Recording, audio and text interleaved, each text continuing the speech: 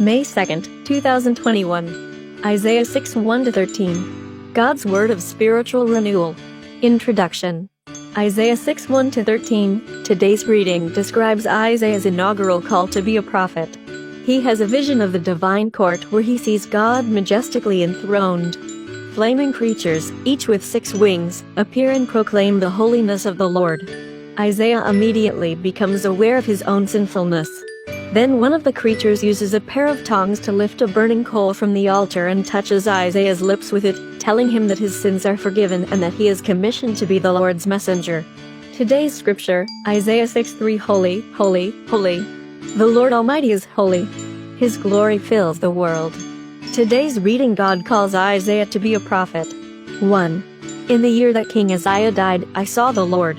He was sitting on his throne, high and exalted, and his robe filled the whole temple too. Around him flaming creatures were standing, each of which had 6 wings. Each creature covered its face with 2 wings, and its body with 2, and used the other 2 for flying 3. They were calling out to each other, Holy, holy, holy. The Lord Almighty is holy. His glory fills the world. 4. The sound of their voices made the foundation of the temple shake, and the temple itself became filled with smoke. 5. I said, there is no hope for me. I am doomed because every word that passes my lips is sinful, and I live among a people whose every word is sinful.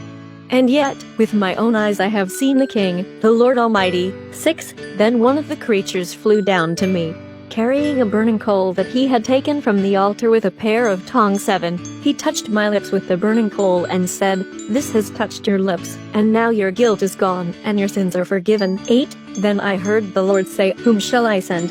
Who will be our messenger? I answered, I will go. Send me. 9. So he told me to go and give the people this message. No matter how much you listen, you will not understand. No matter how much you look, you will not know what is happening. 10. Then he said to me, make the minds of these people dull, their ears deaf, and their eyes blind, so that they cannot see or hear or understand.